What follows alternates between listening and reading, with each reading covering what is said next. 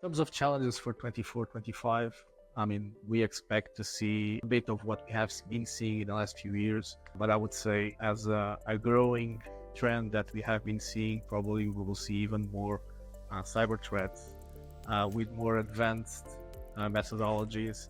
And as we have been seeing in the last few months, also the introduction of AI into these attacks. Another challenge that we also see is the regulatory compliance. So we have been seeing, and especially for EU, we have been seeing a lot of information coming out to the different countries like NIS 2, DORA, and other frameworks that are currently in the process of being adopted by member countries.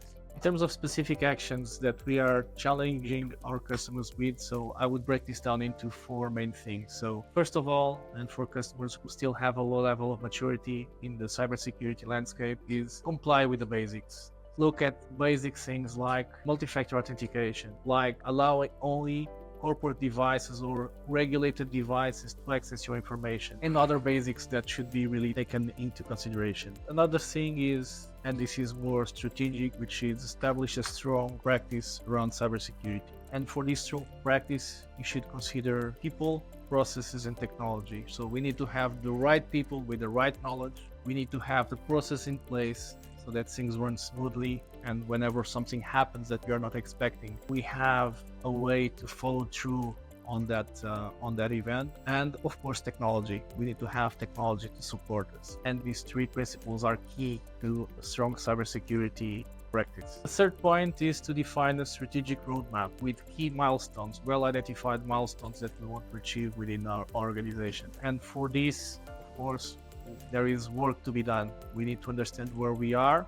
We need to understand where we are strong and where we are weak. And this needs to then be put into a plan where we, of course, intend to mitigate all our weaknesses within the organization. As a fourth point, we should also consider again regulations. So NIS 2 is coming out. The European Union has already released it. We are now expecting it to be translated into the national legislation. DORA is also out, and this is specifically for regulated markets in finance. And of course, there is also a lot of other frameworks that can really help in this process, like ISO 27001, ISO 27005 for risk, and other frameworks that can be used.